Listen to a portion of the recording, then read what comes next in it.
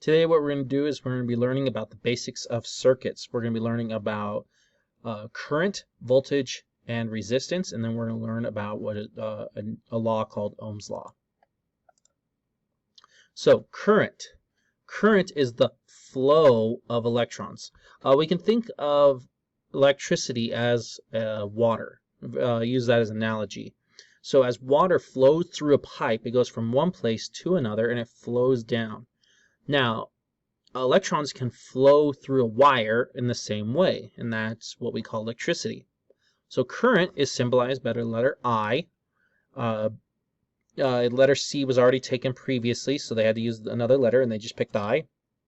Its units are called amps. Common units are milliamps, and that is 1/1000th of an amp. So again, we can think of current as water flowing through a pipe. Now, the less resistance allows more current. So you can think of it, a big pipe will allow more current to go through it, while a skinny pipe is not going to let as much water through it. And the same thing with electrons.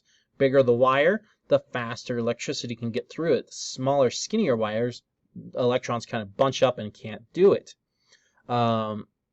So what four components change resistance in a wire? Well, that's going to be thickness of a wire, length of that wire, and material of that wire, and lastly, temperature of that wire. So if you change any one of these, you can actually change how fast that electricity is able to travel through that wire. If you have an extension cord, thicker extension cords are better. Shorter extension cords, you don't want the really super long ones, and you want ones that are made of materials like copper to transmit that rather than aluminum. And then you want it in the cooler temperatures, not hotter temperatures. Now, voltage is like pressure in the system. It's the amount of push of electrons. So voltage is added by batteries or a voltage source, like your wall socket, and it pushes electrons through. Voltage is symbolized by the letter V, and its units are volts, like a 9-volt battery.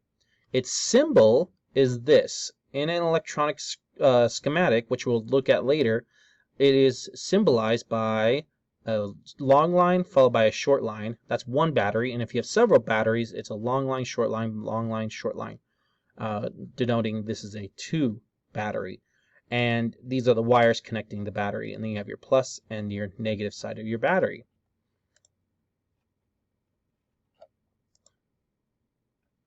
Now, again, if you turn off the circuit, the voltage, will it still be there? Yes.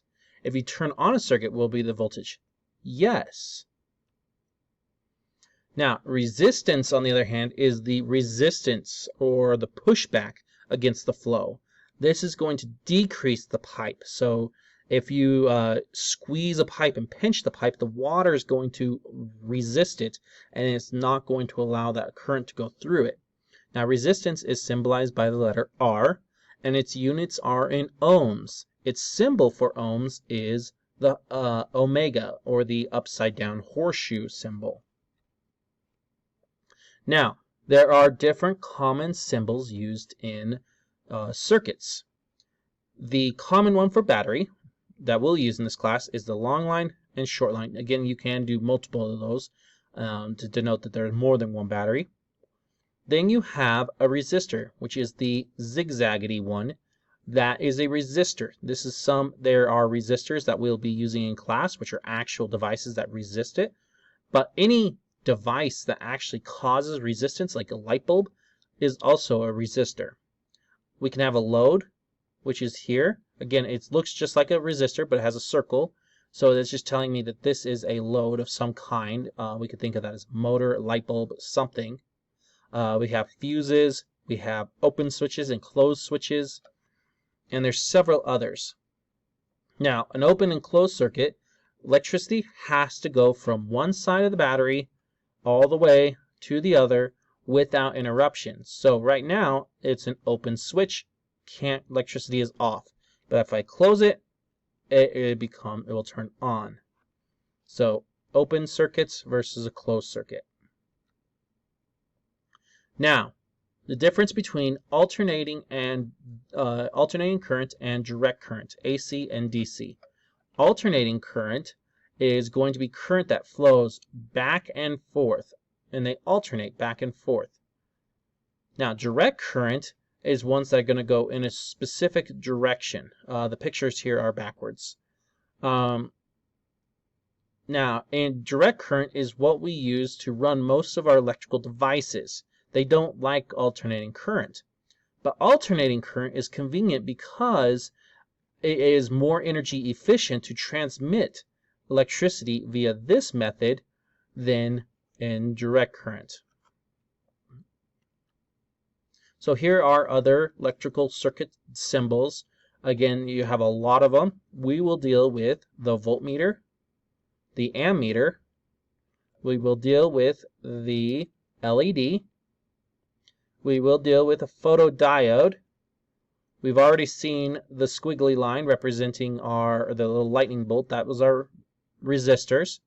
But there are others in here we won't necessarily deal with, but like for instance, we can deal with motors. You can eventually deal with transformers. This is the British version of a resistor. Ours is going to be that diagonal one. But again, a lot of these different symbols. So if you want to pause and write down these symbols, you can. Some of them will be using variable resistors, and so on and so forth. And we'll look at those here momentarily. Now, conventional current says that electricity travels from the positive to the negative. This was actually created by Ben Franklin theorized it, but they didn't understand that it was electrons because electrons hadn't been discovered in the 1700s. It took until the 1900s that J.J. Thomson discovered the existence of electrons and realized the actual electrons travel from the negative side to the positive. But because electricity and all of the electrical engineering had been created in the 1800s, the conventional method is now still used, even though the actual method is not. Now, let's talk about Ohm's Law. Ohm's Law says that at a constant temperature and pressure, current flowing through a conductor is directly proportional to the potential difference across the conductor and inversely proportional to the resistance experienced by the conductor. What does that mean? Well, what that means is that voltage is equal to current times resistance. That the voltage is just the product of these two. So let's actually try that. Now, if you want to draw down in your notebook, draw this circle with a dash and then a line down here. V equals I times R. Now, if you want to know what the voltage is, put your thumb over the V, and then it's I times R. If you want to know the I, cover up with your thumb on the I, and it becomes V divided by R. Or if you want to know the resistance, you cover up the R, and it becomes V divided by I. And that's just the algebraically changing this equation, the V equals IR, or Ohm's Law. So let's find the voltage of a 60-watt light bulb if its resistance is 240 ohms and its current is 0.5 amps. Now, some of you are like, wait, what's the 60 watts? It's there just to screw with you. The 60 watts is not there for any other purpose other than to mess with you. So here's our diagram. We have it. We don't know the battery's voltage, but we know the resistance, and we know the current. Current is 0.5. Its resistance is 240. So I put in the equation, V equals IR. So 240 times 0.5, which gives me 120 volts. Now, I want you to do this problem yourselves. So, find the current I through a resistance of R if it has a resistance of 2 ohms and a voltage across at 6 volts. So again, here's our diagram. So a voltage is 6, we don't know the current, and we know the resistance is 2. So we plug it in, rearrange I divided by as V divided by R as I, and that becomes 6 divided by 2, or a current of 3 amps. Now, there are two different types of circuits. I want you to draw these two. You can pause it and draw these two different types. the series circuit and the parallel circuit. The series circuit is one resistor followed by another Electricity is forced to go through the first one, then through the second one, and through the third. This is called a series circuit. They just one after another, a series. Parallel circuits are when the electricity has a choice. It hits a junction point. It can choose to move this way or down through resistor 1. Or it can go through resistor 2 or through resistor 3. So any one of these, it can go. The electrons have to go through one of these three. It has a choice. We call that the parallel circuit. Now, in the next video you'll watch, you're going to learn a lot more about what we call Kirchhoff's law and how it relates to these two. So you do need to know the differences between the two.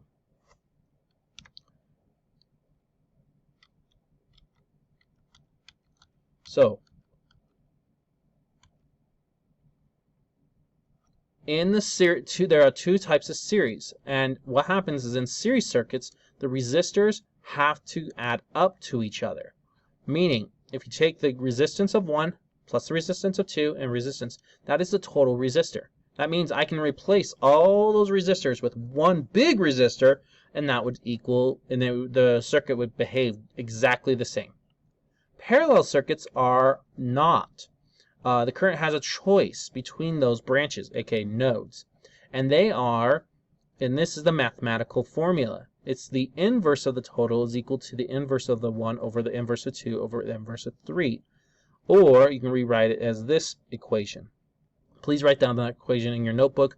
I'm going to show you how to enter this in your calculator so it's a lot faster. Please remind me of that. But this is the total resistance for a parallel circuit. So let's actually find the equivalent. So in the series circuit, it's just add them all up. So we're just going to take 330 plus 220 plus, now this is important, notice this is kilo ohms, so that needs to change into thousands, so that's 4,700. And we add that up and it's just 50 ohms. Relatively easy. This one's a little trickier. The total is going to be the inverses, the sums of the inverses. Meaning we're going to do 1 over 90 plus 1 over 45 plus 1 over 80. That's going to give me that total. Now I'm going to put that, and that's going to add, I put that in my calculator, and that gives me 0.0338. Now I have to invert that because I want the R total, not 1 over the R total. So I'm going to flip that. And this is the where I'm going to show you how to do it on your calculator. And that comes out as 25.71 ohms. Now, resistors are in different color bandings, meaning that there are different bands. What we do is we look at their bands, and we can look at the first band, second band, and third band. The first band tells us what number it is. So the color tells us our first digit. The second band tells us our second digit, and the third just tells us our multiplier. So in this case, we have a 1, 0, 1. So that means it's 1, 0, meaning it's a 10, and then the brown one indicates that we just need to multiply that number by 10, so this is a 100 ohm resistor. If we look here, we have orange, orange, brown, and then the gold. The gold just tells us how close, how good of a resistor are.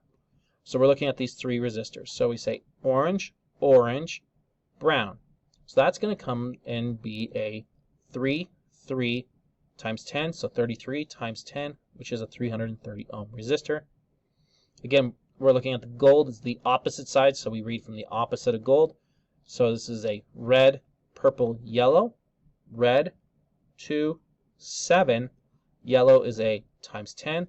So that is going to be a 27,000 ohm resistor. And then this one is a all red. So 2 times 100. So that's a 22 times 100. So that's 2200. All right. If you have any questions, go ahead and ask me when we get into class.